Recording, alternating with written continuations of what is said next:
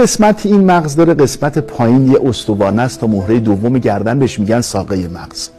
ساقه مغز دستور میده بری یه نفس بکش، اکسیژنش خالص رو جدا کن، کار داریم با هم.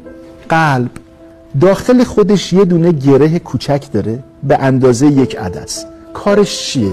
تولید الکتریسیته متناوب. ساقه مغز دستور میده بری نفس بکش، اکسیژنش رو جدا کن، بده به این گره کوچولو، چون گره کوچولوی قلب ما خوراکش فقط اکسیژن.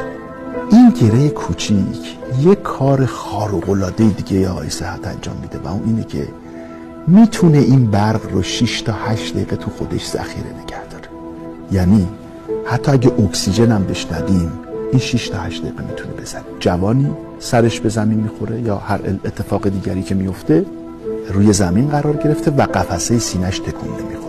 4 تا 6 ساعت به ما وقت میده که این مصدوم رو ما برسونیم به یک بیمارستان و تمام تلاشمون رو میکنیم که این خون رسانی دوباره برگرده مغز رو نجات بدیم. اگر بتونیم مغز رو نجات بدیم این آدم رو بهش میگن کما. یعنی پس کما یک آدمی است که ارتباطش با بیرون قطع کاملا، ولی ساختمان مغزش حفظ شده.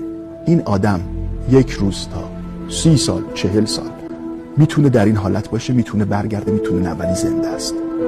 پس کما و مرگ مغزی فرق داره. هر جای بدن که آسیب ببینه خودش رو ترمیم میکنه. تنها جایی از بدن که حتی 1 سلولش از بین بره دیگه ترمیم نمیشه مغزه.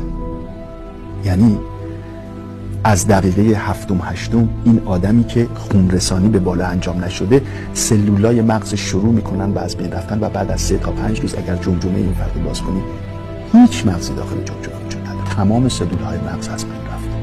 به این میگن مرگ مغزی. اما ما با یک آدمی روبرو هستیم که فوت شده، ولی با اون لوله مصنوعی اکسیژن رسان که ما توی قلب داره میزنه، با هر یه پافی که اون میده قفسه سینه میره بالا پایین و با اون اکسیژن مصنوعی قلب داره میزنه. یعنی ما با یک آدم فوت شده روبرو هستیم که قفسه سینه‌اش تکون میخوره، قلبش هم میزنه. سوال، چرا این کارو میکنید؟ خب بذارید تمام بشه بره مثل افراد دیگه.